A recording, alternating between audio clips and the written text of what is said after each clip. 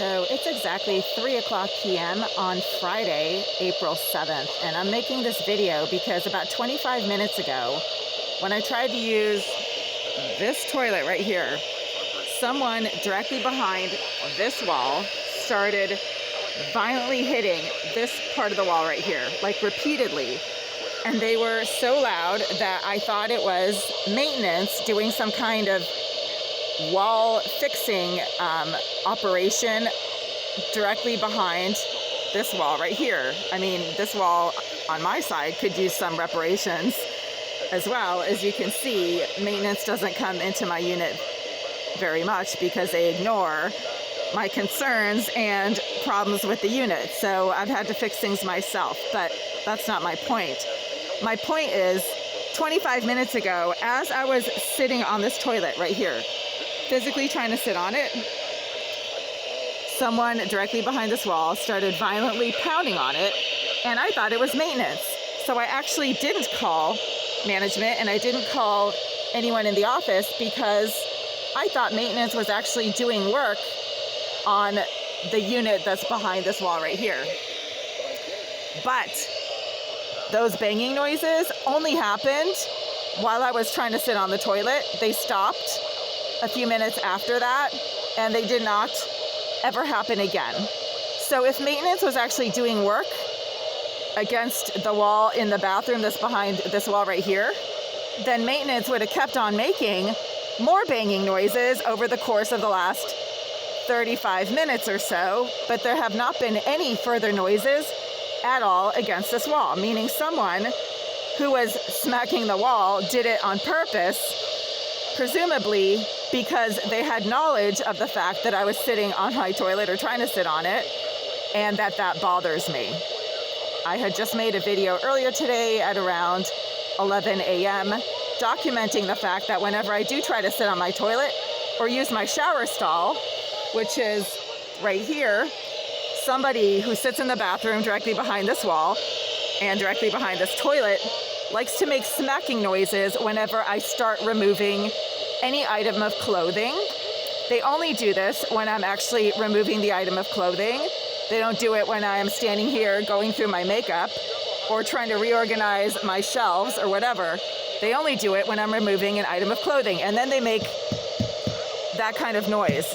It's like this. So it's like someone is punching or smacking the wall really loud. So again, I thought it was maintenance. I did not call the office. It is now 3:05 p.m. This was about 40 minutes ago, and there were no further banging noises against this wall right here, except for the 4 or 5 banging noises that somebody made directly against this wall while I was trying to sit on this toilet and was in the process of removing some of my clothing, but not all of it. So whoever does this obviously has knowledge of what I do in this bathroom. They are either able to see or hear sounds or images of me using my toilet and or using the shower. And that's why they smack the wall deliberately like this 4 or 5 times whenever I try to sit on my toilet or use my shower. And this happens every single time that I physically try to use the shower or use the toilet. So that needs to be noted. It's not possible for this to happen every single time and be an accident or be something that, maintenance is working on. Again, maintenance is not in the bathroom behind this wall because the only banging noises or any kind of noises that happened over the last 35 minutes were the 4 or 5 smacking noises directly behind this toilet when I tried to sit on it at around 2:15 p.m. No further noises happened either before I tried to use my toilet or after, which means it was activity specific, and whoever was doing it on purpose because they had knowledge of what I was doing in this bathroom. So I'm going to post this. It keeps happening. No one is doing anything about the fact that the former resident of the bathroom that's behind this wall is a known psychopath who is also a sex offender, who is too mentally disturbed to leave this building, and she lived in the bathroom behind this wall for 8.5 years and did the same exact thing every single day that just happened now when I tried to use my toilet. So that needs to be noted as well.